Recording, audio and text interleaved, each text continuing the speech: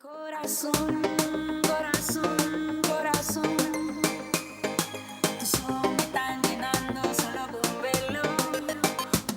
Y somos dos, somos dos, somos dos.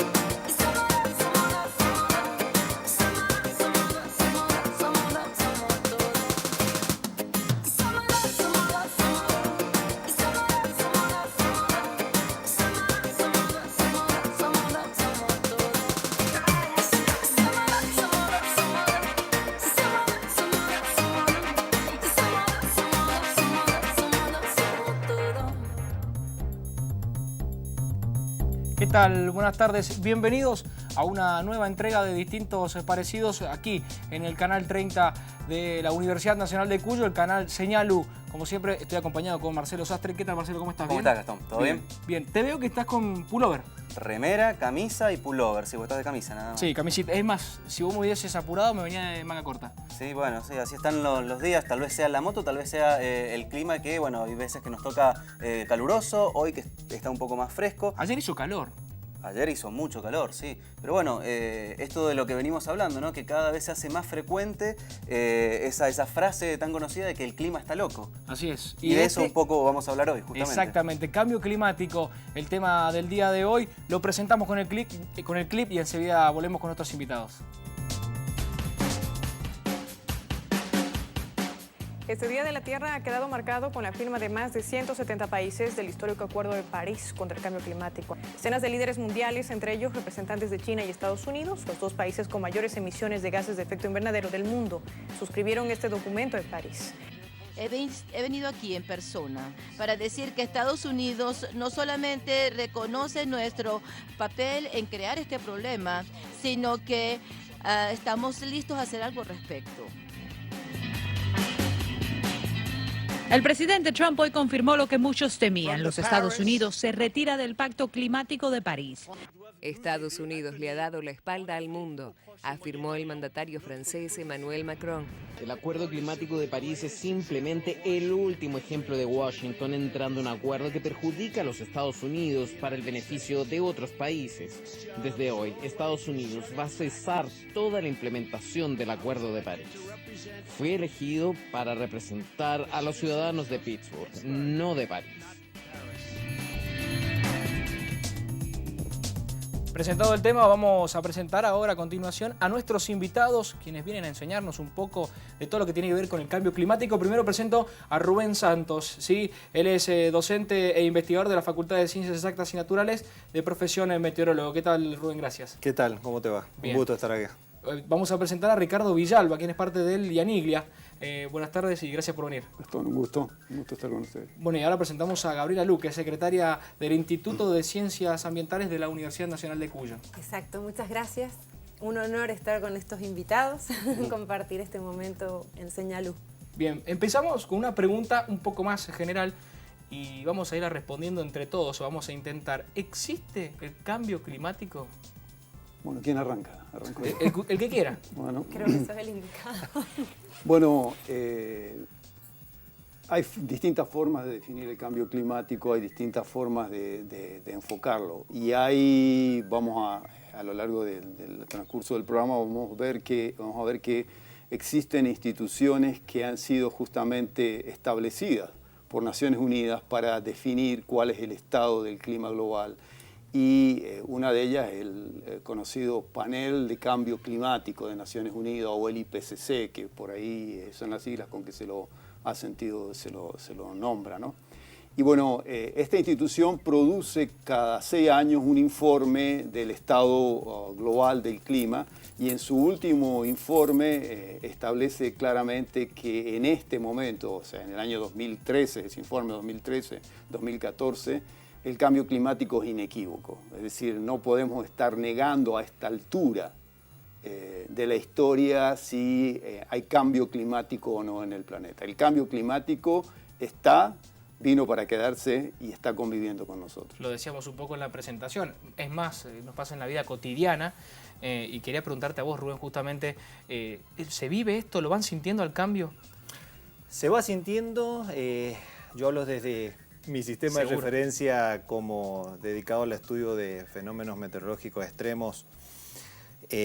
Lo vemos en la frecuencia o intensidad de los huracanes, que bueno, ya todos lamentablemente sabemos los desastres que han estado ocurriendo. El tema a nivel regional, el tema de la intensidad de las tormentas, ¿no? Gente que lamentablemente ha perdido daños, ha sufrido daños por el tema de granizo, el tema de vientos ondas. Son fenómenos que... Los fenómenos extremos son cada vez más extremos. Y yo creo que, como bien decía Ricardo, tenemos que... Ha venido el cambio climático, este cambio climático trae aparejado esta frecuencia de fenómenos extremos cada vez más extremos y tenemos que estar preparados para esto. Si bien tenemos que pensar a largo plazo qué vamos a hacer para tratar de disminuir esta componente antropogénica, también tenemos que estar alertas de cuando hay una eventualidad o algo, prestar mucha atención al meteorólogo o al pronosticador o a la persona que va siguiendo minuto a minuto lo que va ocurriendo con el fenómeno y bueno, y seguir defensa civil y seguir todas las indicaciones y no pasar por alto esto porque nos puede costar la vida. Sí, es muy importante esto que menciona Rubén, porque bueno, por ahí es mejor que el meteorólogo se equivoque antes que se nos caiga el techo de la fiesta de la vendimia en la cabeza, ¿no? Totalmente, el tema de las, que como decimos en nuestro lenguaje, las falsas alarmas. Sí. Y bueno, a veces uno, a ver, todos son modelos, uno puede equivocarse, ven la incertidumbre de los datos. Y bueno, a veces uno se equivoca una vez, 2 veces, acierta otras tantas, pero bueno, siempre la parte negativa es la que, lamentablemente sobresale y dice, oh, otra vez se equivocó. Bueno, ojalá nos equivoquemos y ojalá no tengamos que lamentar. Claro. Ahora, sobre este caso puntual que hacía referencia recién, el viento que vivimos en aquel entonces con el caso, ¿no?, de la vendimia, que voló el techo de la ciudad de Capital, es una situación totalmente extraordinaria para la ciudad, ¿no? No es extraordinaria. A ver, en la época estival ocurren muchas tormentas. Lo que pasa es que muchas de ellas ocurren en el desierto. Bien. Recuerden que Mendoza son 3 oasis y muchas tormentas que ocurren en el desierto y que si no la estás viendo, si no la estás mirando un radar, no estás mirando un satélite, no te das cuenta. Y son tormentas terribles. Lo que pasa es que cuando esas tormentas ocurren en la ciudad, hay... Vemos la magnitud del fenómeno por los daños que eso provoca. Estas catástrofes, si uno se pone en crítico, son cada vez más importantes o dejan mayores secuelas. Y esto tenemos mucho que ver nosotros, ¿no? Pregunto como humanidad, nuestros gestos habituales, nuestra actividad. Y preguntarte justamente a vos, Gabriela, ¿cómo hacemos para cambiar un poco la mirada de esto? Bien, bueno, apuntalando y en el mismo camino y en el mismo sentido que los demás invitados, es ya inevitable discutir que el cambio climático no existe o que no está presente entre nosotros y evidentemente, de alguna manera, no solamente pensar en que las acciones tienen que venir desde el Estado o desde afuera, sino también en esto de pensar de que cada uno de nosotros con nuestras pequeñas acciones de alguna manera aportamos a ese cambio climático. Pero bueno, en mi caso trato de pensar y desde el espacio que me toca ocupar de pensar propositivamente, o sea, que no sea una cuestión catastrófica ni horrorosa la que nada más planteemos cuando esto sucede. Bueno, ahora voy a hablar bien desde el punto de vista docente, que muchas veces cuando los que tratamos el tema ambiental tratamos de ser positivos, porque cuando hablamos de problemáticas ambientales ya pensamos en lo peor, pensamos en el desastre total. Y justamente estamos en el momento de la acción, no de llorar. Y en la acción nos supone no solamente problematizar esto de discutir, de generar espacios como este, de generar espacios barriales, de generar espacios en el aula, de generar espacios de discusión y de realmente poder identificar cuáles son las causas del cambio climático en las cuales nosotros podemos cambiar o modificar nuestros hábitos para mejorar este evidente cambio que da, como dice Ricardo, es inevitable. Hace unos años yo me acuerdo que fui a una charla tuya y que él decía algo así, como si el cambio climático fuese una tecla de luz que pudiésemos apagar, detenerlo, igualmente los efectos iban a continuar en el tiempo, ¿no? Esto es algo que no comienza ahora, sino que ya tiene su proceso, ya lleva muchas décadas. O sea que ya está iniciado, digamos. No, solo podemos aminorar el daño. En realidad las causas vienen de hace mucho tiempo, en ese sentido hay muchos estudios que Ricardo y su equipo pueden contar y relatar mucho mejor que yo, pero es inevitable, como dice él, discutir y dar espacios a políticos o a personas que pongan en discusión o pongan en duda lo que la ciencia nos está demostrando sin día embargo, a día. hay Es algunos terrible. países que todavía Exacto. se empeñan en negar la Absolutamente. situación del cambio climático. Que ¿no? es lamentable, Porque ¿no? nosotros estamos de acuerdo de que hay cambio climático, pero hay países, como dice Marcelo, no se niegan a este reconocimiento. ¿Por qué? Yo quisiera retomar lo que Gabriela decía, Sí. porque me parece súper importante, fundamentalmente el tema de la educación y qué es lo que tenemos que hacer en el tema de cambio climático, porque mucha de la información que nos llega fundamentalmente es lo que comúnmente se conoce como prensa amarilla y donde se trata de asustar a la población. Entonces estamos con una visión apocalíptica de que el mundo puede estar en riesgo. Sí, hay riesgos determinados, pero lo importante en esta posición es no asustar a nadie, es decir, proveer la información básica de qué es lo que está ocurriendo en el planeta, porque esa información es la que nos va a ayudar a buscar soluciones de la mano de la educación, entendiendo los procesos como nos decían que están ocurriendo. Es decir, no hay lo importante que yo creo que la mejor arma, la mejor defensa que puede tener la gente es la información.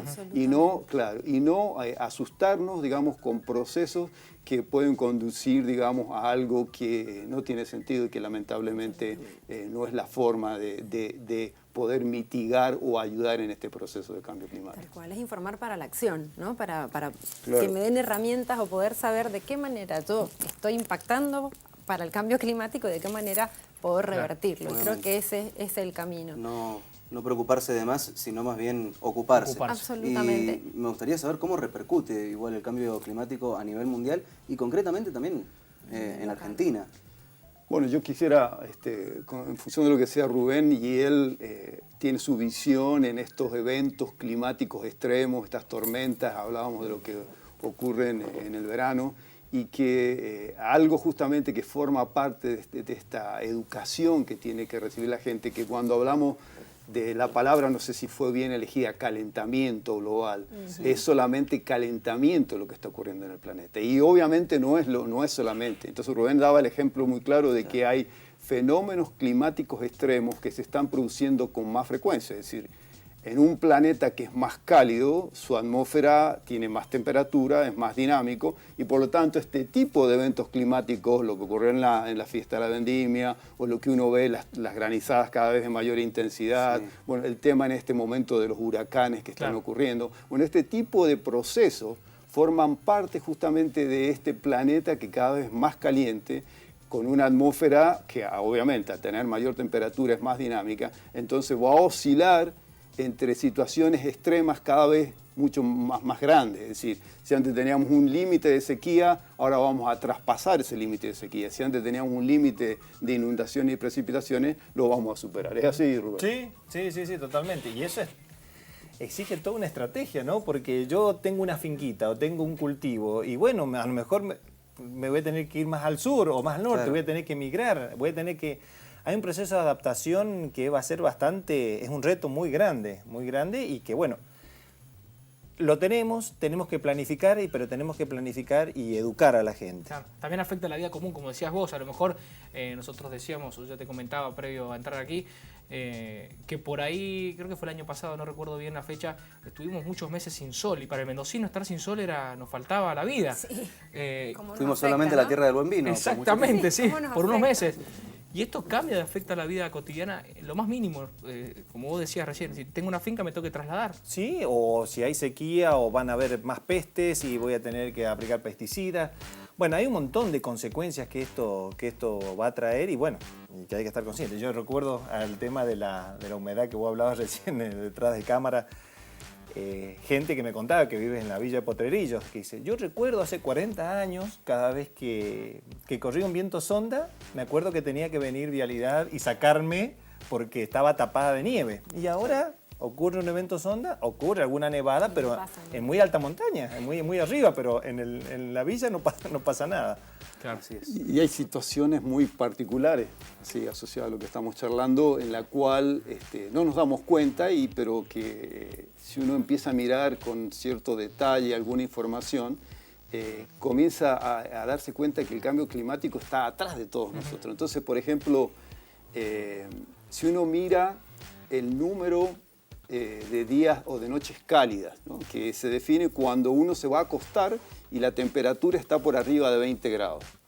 Y eso no es un tema caprichoso, es decir, ¿por qué esa definición de noche tropical ha sido definida por la Organización Mundial de la Salud? Porque si uno va a dormir con temperaturas por arriba de 20 grados, el cuerpo no descansa, necesitamos temperaturas por debajo de 20 grados. Bueno, cuando en las décadas del 50 y 60 nosotros estuvimos mirando datos de la ciudad de Mendoza, de San Martín, de San Rafael, y en promedio esas estaciones que tienen datos por varias décadas mostraban que, por ejemplo, habían 5, 6 noches al año en la década del 50, en la década del 60, que cuando los mendocinos iban a dormir, la temperatura estaba por arriba de 20 grados. Es decir, en todo un año había 5 o 6 noches. Perfecto. En este momento... Disculpe que te sí. corte, vamos a ir a una pausa. Estamos un poco cortos con el tiempo en el Está primer bien, bloque. está bien. Vamos a ir a una pausa en Distintos Parecidos. Seguimos por el canal 30 de la TDA. En el próximo bloque vamos a continuar con otros invitados y vamos a hablar por qué se produce el cambio climático y lo vamos a trabajar con ellos. Vamos a un corte, ya volvemos.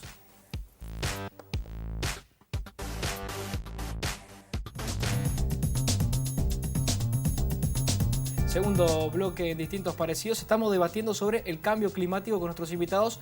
Y Marcelo Sastre, le tiro la pelota para que usted se la juegue a otro. Sí, no, en realidad siempre dentro de los cortes terminamos hablando muchísimo, Sí. y ya empiezan a salir temas que tienen que ser tratados sí o sí acerca de, por ejemplo, cuál es el granito de arena que podemos aportar nosotros como sociedad, cada uno, como para ayudar en este fenómeno. También saber qué es lo que genera este cambio climático, pero por sobre todas las cosas primero me quedé con el final de la historia anterior. Quería saber cuántas noches tropicales finalmente tenemos en Mendoza. Bueno, justamente vamos a retomar el tema de las noches tropicales. Y vuelvo a insistir en la importancia de que no es un número de 20 grados elegido al azar, sino que está aprobado, que es fundamental para que descansemos. Bueno, hablábamos de que en la década del 50-60 teníamos 5 o 6 noches tropicales por año, y en este momento ya tenemos años en que hemos tenido 30 noches en Mendoza, en el cual sí, la temperatura cuando nos vamos a dormir está por arriba de los 20 grados.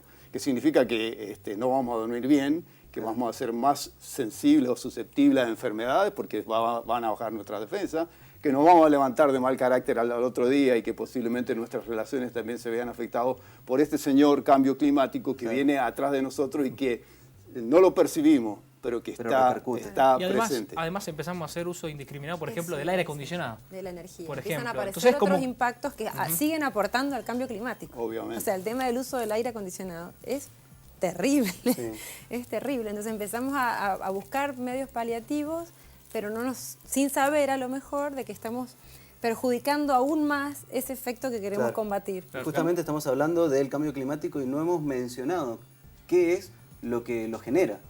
Bueno, justamente estábamos hablando, siguiendo lo que Gabriela decía, en el sentido de que en este proceso, digamos, de este mundo moderno, el hombre descubre El confort. en el año 1700 descubre el petróleo. Y entonces el petróleo se transforma en una fuente de energía que está disponible para el ser humano, una fuente de energía que se puede usar, se puede extraer con facilidad y provee, obviamente, cambios increíbles, disponer de esa energía en lugar de salir a buscar leña para cocinar, tener toda esa energía disponible. Bueno, el estilo de vida cambia. Ese petróleo que estaba, claro, justamente bajo la tierra, el hombre lo saca y la tierra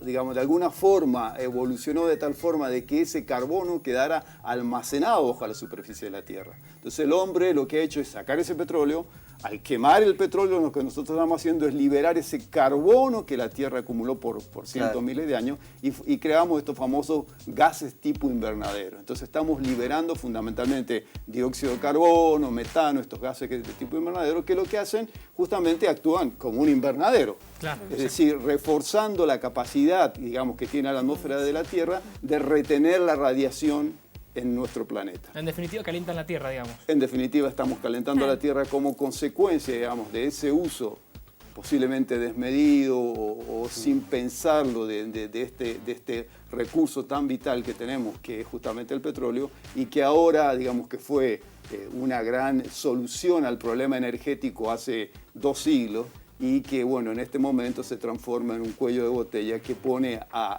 el planeta y a la humanidad en un problema. Bueno, hablando justamente de esto, como consecuencia el tema de las catástrofes, ¿hoy Argentina está preparado para afrontar este tipo de catástrofes? Te lo pregunto a vos, Rubén, directamente. Mirá, puedo hablarte, a lo mejor no tengo mucho conocimiento de otras provincias, pero por mendocino, digamos, por lo que veo, yo creo que nos falta mucho. Uno de los problemas es cuando uno alerta a la población. La población pone la radio y escucha a distintas personas. Escucha a una persona que habla de todo y opina. Y tiene el mismo peso que otra persona o un profesional que está diciendo realmente lo que hacer con fundamentos científicos, y también tiene el mismo peso. Yo creo que lo que está haciendo falta, o a lo mejor que emitir una alerta. Yo creo que en su momento el doctor Federico Norte empezó este tema, digamos, de armar un comité de expertos, los cuales son los encargados de emitir las alarmas. Yo creo que tenemos que apuntar a eso, a la profesionalización de estas alarmas, de gente que sea la gente la indicada, la formada para alertar a la población de esto. Y bueno, y tener un soporte detrás de esto, de tal que se difunda a todos los puntos, los distintos puntos de la provincia, que algo viene, una tormenta viene, un viento sonda viene.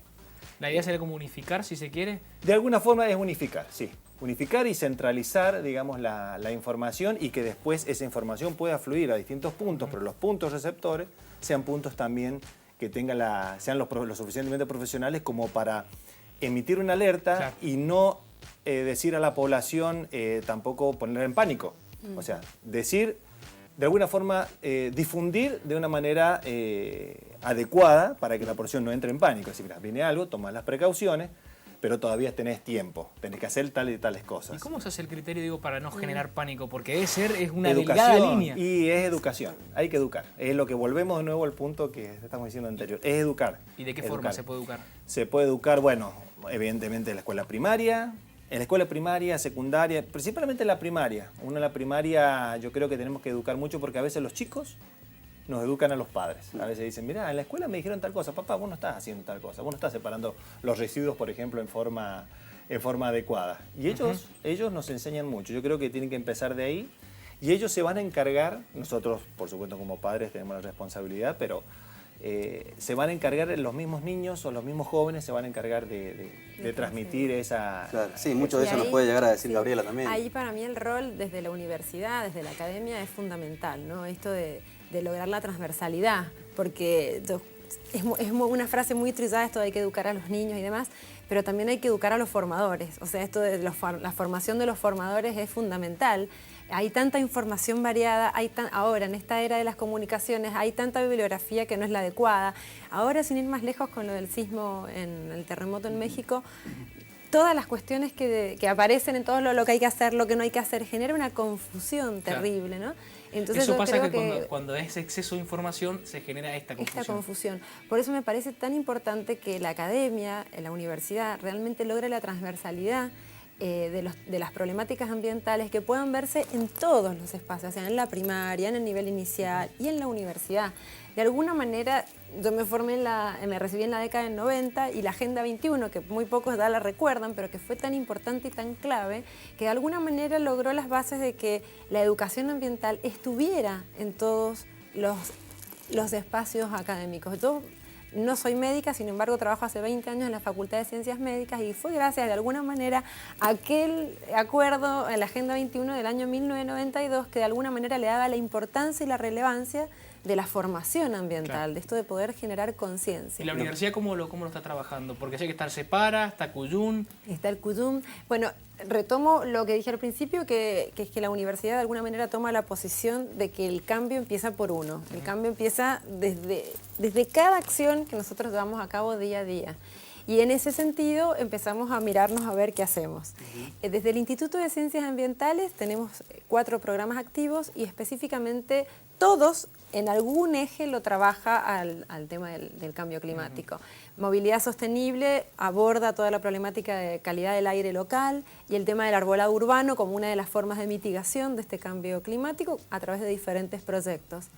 El proyecto Residuos, que tiene a cabo el CEPARA dentro del campus de la universidad, de alguna manera lo que hace es fomentar la segregación de residuos in situ, como una manera también, no solamente de concientizar, sino de disminuir nuestra huella en el planeta, que bueno, esa es otra de las cosas que también es importante empezar a hablar, de las huellas que dejamos, del impacto Exacto. que dejamos en el planeta. Y este es un proyecto que ya lleva 1 año y medio de implementación con muchísimos logros, pero muchísimo más por alcanzar. Esto es un desafío importante. Y luego tenemos el proyecto Cuyum dentro del marco del programa de educación ambiental, que es un personaje que ya está grande, pero sigue siendo un niño. Es un personaje que surgió en el año 1998, o sea, ya tiene sus buenos años, que surgió justamente con esto de mostrar que a la Mendoza, nuestro lugar, y empieza a hablar en el 98 ya de algunos efectos específicamente que hacían el cambio climático, como el efecto invernadero, como el calentamiento global y demás.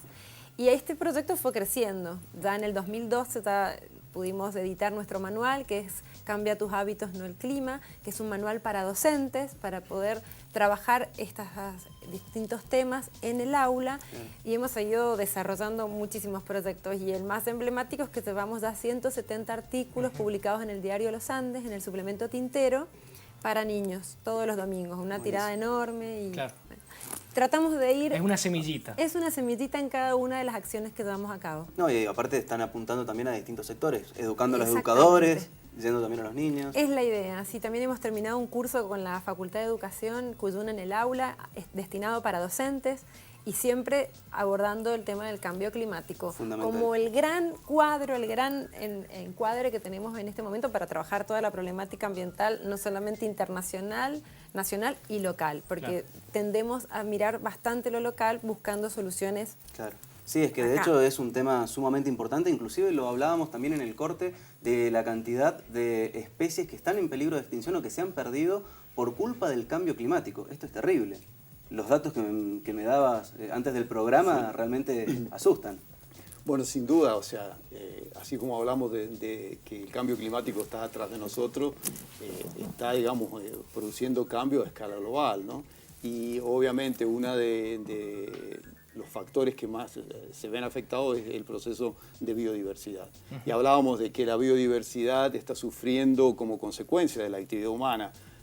Reconozcamos entonces que el cambio climático a partir del uso de los combustibles fósiles y de la deforestación digamos, es parte de esta actividad humana, de este hombre que está cambiando la faz de la Tierra, digamos. Si uno la mira, al planeta desde afuera no luce como lucía hace 100, 200 años, luce totalmente diferente.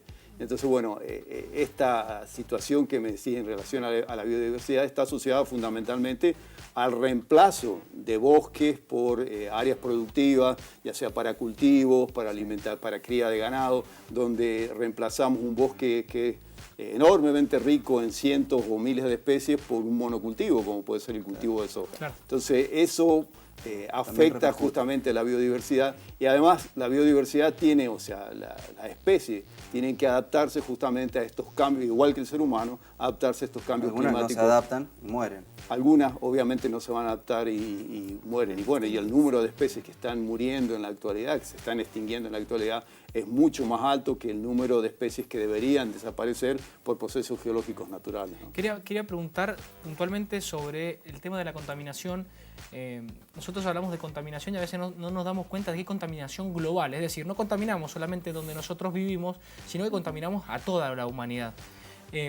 Esto realmente es preocupante si uno no tiene conciencia. y hablamos de la educación, y hablamos de varias medidas que se tienen que tomar, pero me parece que hay que generar conciencia de esto. Nosotros contaminamos al mundo, a todo el mundo, a toda la humanidad. Bueno, ¿Cómo se puede llegar a concientizar?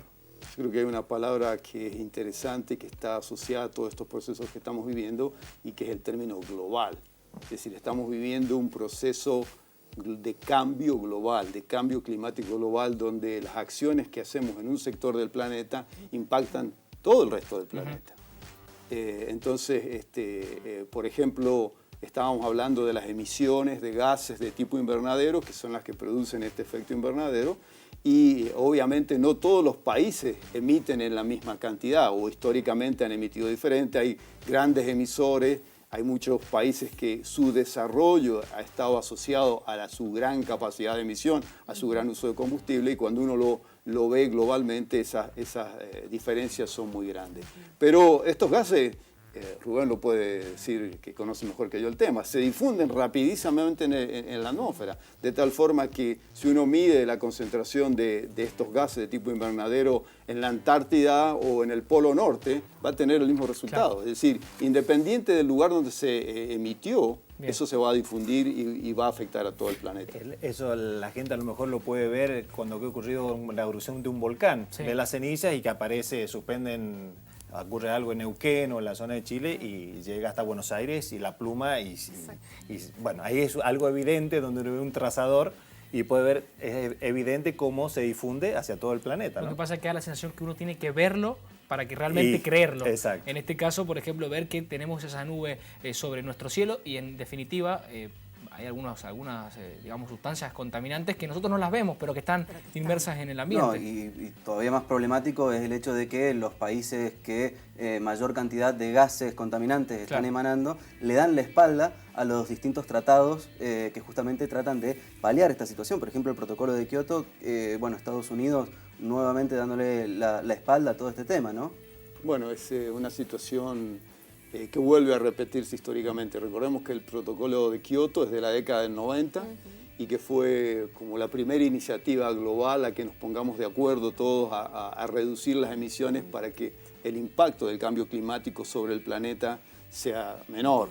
Y bueno, ese acuerdo, que justamente lleva el nombre de Kioto, que fue el lugar donde se logró, nunca contó con el apoyo de Estados Unidos, que en ese momento, en la década del 90, era el primer emisor global. Sí. En este momento Bill Clinton es China. lo firmó, pero fue una firma por protocolo, Fue una firma por protocolo, pero nunca estuvo Estados Unidos comprometido.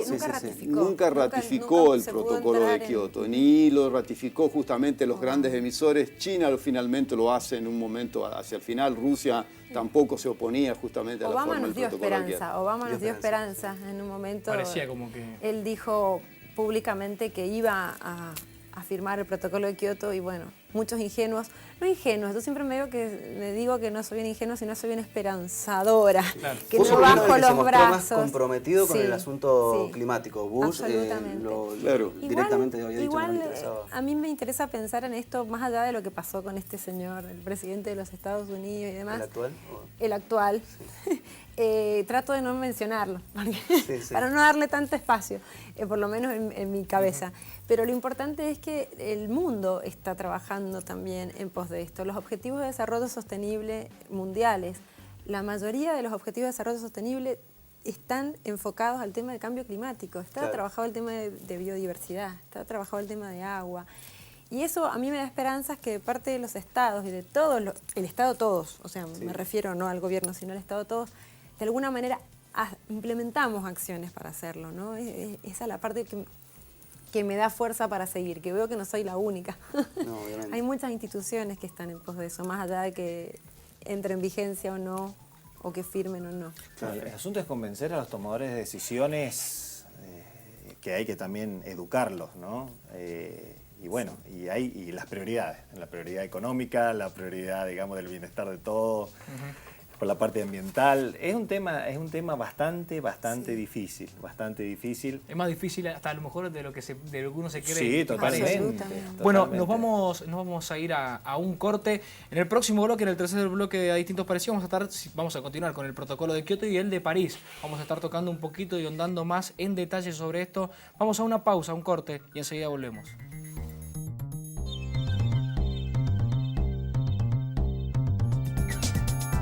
Tercer bloque de Distintos Parecidos. Seguimos debatiendo sobre el cambio climático con nuestros invitados y como siempre decimos con Marcelo y cuando está Fernanda también, cómo el debate que se arma en el corte es sí, obviamente. muy bueno. Es que muchas veces los temas que queremos tratar no alcanzan en el programa de una hora. Recién, por ejemplo, terminábamos hablando del protocolo de Kioto y salió solo el disparador del Acuerdo de París.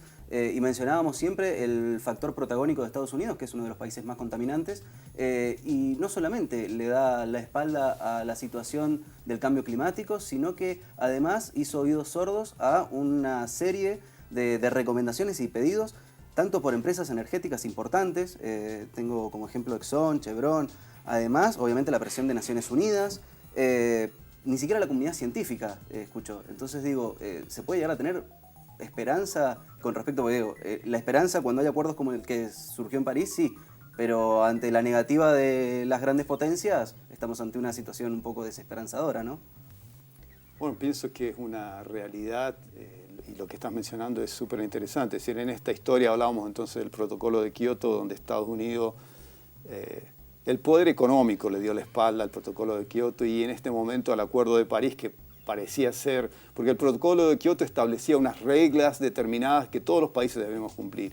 En el Acuerdo de París es todo un compromiso voluntario. Por favor, cada uno haga lo que pueda, pero por favor ayuden porque tenemos que buscarle solución. Entonces, aún con esa situación de cada uno contribuya de la mejor forma posible, aún Estados Unidos vuelve a darle la espalda a este acuerdo global. ¿Cuál es el objetivo del protocolo de Kioto? El protocolo de Kioto fundamentalmente era reducir las emisiones de los gases de tipo invernadero a los niveles del año 1990. Es decir, a cada país, es increíble porque mientras, por ejemplo, al año 1990 Estados Unidos llevaba el 33% de las emisiones y toda América Latina representaba el 4,8%, es decir, un solo país era totalmente desequilibrado y se le pedía a Estados Unidos que volviera a sus niveles del año 1990, no se le decía, ustedes ya emitieron lo suficiente, el petróleo se va a acabar, entonces ahora es tiempo de que nosotros usemos recursos para desarrollarnos. No, por favor, vuelva a sus niveles de 1990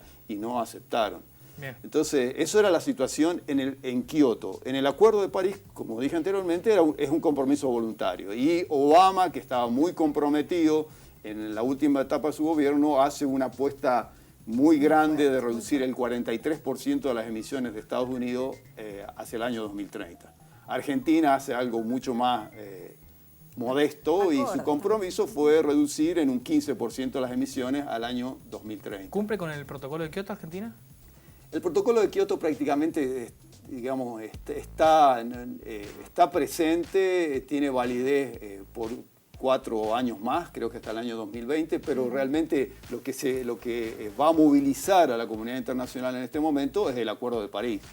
Ese Acuerdo de París que entra justo en vigencia cuando el protocolo de Kioto deje de funcionar, venía este Acuerdo de París. Bueno, lamentablemente el presidente Trump ahora en este momento, Bush fue en el protocolo de Kioto, Trump ahora vuelve, digamos, a darle la espalda a este pedido internacional, a este pedido global de que reconozcamos qué es lo que está ocurriendo. En el caso de Argentina, ¿cumple con el protocolo de Kioto o no cumple o con el acuerdo? No sé si somos lo suficientemente contaminadores como para... Estábamos en la lista de países, digamos, en el claro, ranking de accionar. Cuando uno lo mira a nivel de emisiones, si toda América Latina estaba en el año 1990 emitiendo el 4,8%, Argentina tendría que ser algo mucho, muy pequeño. Entonces no éramos un país un país en eso. Que aportaba. De todos modos, el ahora protocolo de Kioto, claro, visibilizaba a los países, a los 5 países más contaminadores que siguen siendo los mismos. Lamentablemente, o sea, siempre, a veces cambian, se pelean, pero no... Sí, la posición del primero y el segundo y hasta el tercero, pero son siempre los mismos y lo que decía el protocolo de Kioto es comprometer a los grandes contaminadores a que pudiesen reducir, pero poniendo en práctica acciones concretas. ¿Quiénes son Estados Unidos? Y eso es lo que Estados Unidos dijo no, China dijo no. Y Rusia fue el que nos sorprendió años después, que bueno, es quien termina firmando y termina accionando un poco, pero lo interesante de todo esto, del protocolo Kioto, era que se comprometieran y que propusieran qué acciones iban a implementar, que obviamente implicaban modificar sus estilos de vida. En el caso, si pensamos en el gran contaminador como es Estados Unidos, implicaba modificar toda su matriz energética, su matriz productiva, su matriz de consumo. El consumo lo digo así en mayúsculas, el tema del consumo es un tema que también hay que hablar, lo que es el consumo responsable, que es un gran tema que amerita también un programa, digamos, porque es un tema interesante. Y bueno, eso es lo que hizo el protocolo de Kioto. Pero bueno, tenemos que pensar en París. Kioto ya está pasado. Ya fue. Volviendo al tema del petróleo, que lo veníamos y se ha mencionado a lo largo del programa, en el corte justamente hablamos de que no hay muchas alternativas, o sea, pensando de que el petróleo se va a acabar en algún momento, ¿qué alternativas tenemos como sociedad? ¿Energéticas decís vos o en todo? No, en todo sentido. Bueno, el desarrollo de las tecnologías limpias, de la producción de energías limpias es, digamos, la gran esperanza que todos tenemos. Pero hay que ser consciente que, y unido a lo que dije recién en cuanto al consumo responsable, como estamos consumiendo energía actualmente todos, con el desarrollo de energías alternativas sería prácticamente inviable al día de hoy. Claro. En realidad, por eso es que se incentiva y se estimula tanto el tema de poder empezar a implementar o incorporar energías alternativas. Hay un punto que mencionábamos justo en el corte, de que la energía fósil representa el 85% de la energía que usa el planeta. La matriz. Y bueno, obviamente representa los recursos económicos del planeta. Entonces hay enormes intereses económicos a que otros tipos de energía no reemplacen al petróleo, que no reemplacen esta energía fósil. Entonces la inversión en tecnología, la inversión en desarrollo que se ha puesto en el uso del petróleo es enorme comparada con lo que invertimos, por ejemplo, en energía eólica, energía solar. Cuando pensamos en energía solar en Mendoza, digamos, tendría que ser, en este momento todos los mendocinos tendríamos que funcionar con energía solar. Es increíble que a esta altura la provincia todavía, digamos, esté dando recién los primeros pasos. Tendríamos que transformar Mendoza en un centro de energía renovable. Es lo que el planeta está pidiendo, es lo que tiene que venir. Entonces sería súper bien para el desarrollo provincial comenzar a pensar en ese tipo de cosas y no esperar, digamos, que todo, digamos, esté digitado por programas, por presiones globales, digamos, de intereses económicos. Y porque además tenemos una universidad fantástica, tenemos profesores de universidad que tienen un enorme conocimiento y que podríamos fácilmente, no necesitamos que venga la Boeing de Estados Unidos a desarrollar calefones solares. Tenemos facultades de ingeniería, tenemos gente, podemos poner pymes a trabajar, transformar esta provincia en una solución como un polo energético de energías renovables, ¿no? Bien. Aprovechando que nos está quedando todavía algunos minutos de programa, quería preguntarle a Rubén acerca de la simulación numérica con la que trabaja. Por lo que tengo entendido, busca reproducir las condiciones de la atmósfera en un determinado tiempo y lugar. ¿Esto es así? Sí, es básicamente, para decirlo en términos simples, es tratar de poner las ecuaciones de la matemática, el conocimiento que tenemos del estado del arte de la atmósfera, ponerlo en la compu a través de ecuaciones que siguen ciertas leyes físicas y decir a la compu, bueno, a un proceso de cálculo, cuánto va a ser o cómo va a ser el tiempo mañana, pasado o la semana siguiente. Generalmente, ¿semana siguiente o se puede llegar a predecir de acá a 10 años? Bueno, en los modelos que yo trabajo modelos en donde tenemos pronóstico a corto plazo. Bien. Que son diferentes de los modelos climáticos donde estamos hablando de escenarios de acá a 100 años. Son distintas. Alguien cuando me dice, ¿vos sos meteorólogo?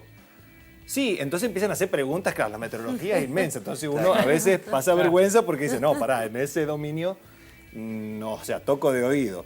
Claro. Porque yo digo, la atmósfera, ¿qué es? La atmósfera es un conjunto de escalas, de distintas escalas que van de la escala de las moléculas a escalas planetarias y de tiempos de los microsegundos a tiempos de los meses. Claro.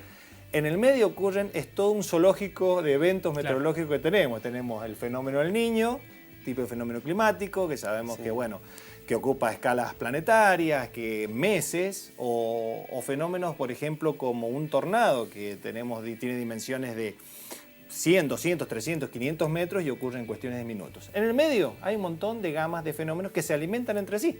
Claro. Lo que pasa a nivel climático me va a afectar a mí, porque como bien decía Ricardo, Tenemos el calentamiento, tenemos aportes de humedades permanentes del norte. Bueno, es el mecanismo, es el combustible que yo tengo para formar tormentas. Claro. Entonces, todas esas escalas se ven afectadas, que siempre lo hago yo a mis alumnos, les digo, cuando ustedes están tomando café, que ustedes agarran y revuelven, ustedes ven que se forma como una especie de tornadito, de torbellino, y ve que después el torbellino se va haciendo torbellinos cada vez más chiquitos. Bueno, es un claro ejemplo de transmisión de energía de escalas grandes a escalas más chiquitas. Claro. Lo mismo ocurre en la atmósfera, y es muy complejo. Y estos modelos, que retomando tu pregunta, estos modelos es modelos que están libres, lo pueden usar todo el mundo, lo que pasa es que hay que tener conocimiento para interpretar los resultados. Pero la idea es tratar de hacer pronósticos regionales, tratar de hacer un pronóstico, adecuar, porque son tan complejos los fenómenos que hay, que nosotros tenemos que adecuar esa herramienta que está hecha en forma genérica y de alguna forma, si se me permite la expresión, tunearla para la parte regional. Claro. Y eso requiere de un proceso bastante complejo, pero la salida del modelo, o sea, el pronóstico, hay que tratar de transformarlo o de sacar de todos esos números que sea algo que la gente entienda. Claro. Sí, sí, podías llegar a predecir cómo sería la situación. De acá a 20 años me hubiera arrepentido de no pedirte que trajera todo el equipamiento aquí para poder... Pero me imagino que de todas formas ya se debe haber realizado y hay un pronóstico general de la incidencia que va a tener el calentamiento global de acá a 20 años, 30 años, díganme ustedes. Sí, durante el siglo que estamos viviendo, es decir, los escenarios de cambio climático se planifican a lo largo de todo el siglo. Entonces, obviamente que no al nivel de detalle que Rubén explica, es decir, claro, no podemos decir si va a haber un tornado asociado a la fiesta de la vendimia, claro, obviamente, pero sí los procesos que van a ir ocurriendo, cómo ese proceso de calentamiento va a ir aumentando y cómo procesos climáticos extremos, como estos tornados, van a ir aumentando en frecuencia. Uno no puede decir exactamente en qué lugar y en qué momento, pero sí puede dar tendencias de cómo esos procesos van a ocurrir. Bueno, me gustaría que terminemos construyendo entre todos qué acciones cotidianas debemos hacer cualquier persona común para colaborar con esta problemática, para tener un mundo mejor, menos contaminado, con menos calentamiento global. ¿Cómo podemos hacer nosotros desde nuestras casas?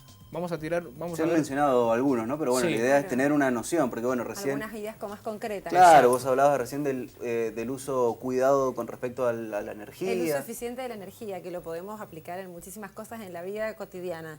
Apagar las luces, tanto de la casa como de la oficina, regular los acondicionamientos climáticos, tanto la calefacción como el aire acondicionado.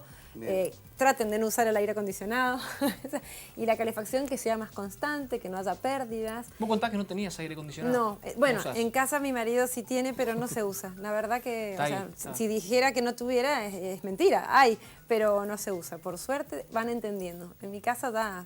Pero son pequeñas, nos vamos alineando. Claro, son pequeñas cosas que generan un cambio. Pequeñas cosas que no solamente concientizan, sino que realmente estoy accionando para poder mejorar esas situaciones negativas, ¿no? Sí, de todas formas me parece que en Mendoza en muchos aspectos estamos bastante retrasados.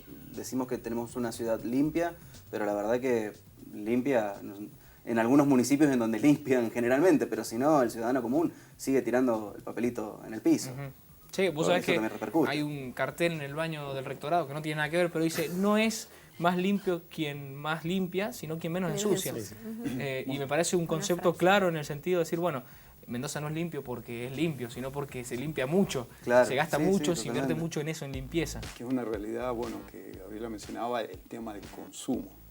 Es decir, lamentablemente recibimos información de la necesidad de cambiar todos los años de computadora, de auto, las cosas se hacen ahora con que la vida útil de los productos cada vez más corta y todo eso hace que la sociedad consuma más. Y bueno, obviamente todo eso produce, para producir eso es mayor cantidad de energía que usamos, mayor cantidad de gases que emitimos, un proceso de calentamiento. Si yo pongo el aire acondicionado me refresca a mí adentro, pero póngase afuera del aire acondicionado. Estoy aportando. Y 15 minutos nomás.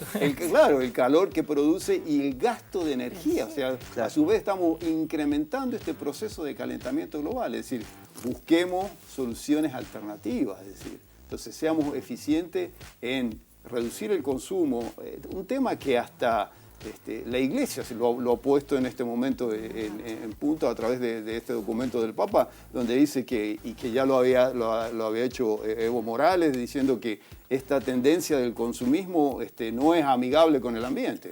No hay forma de que el hombre se pueda conciliar con el ambiente con estas tendencias globales de consumo, ¿no? A escala global. Rubén, ¿algunas recomendaciones cotidianas? Bueno, recomendaciones cotidianas, yo creo que es primero ser conscientes, tomar conciencia de cada uno de nosotros, porque yo lo que veo que a veces podemos decir cosas, hacer tal cosa, pero a veces nosotros no lo tenemos internalizado. Yo creo que tenemos que seguir expectantes, prestar atención de todo lo que está sucediendo, ser críticos con uno mismo, decir, ¿realmente estoy haciendo lo que digo que los otros hagan para cuidar el medio ambiente?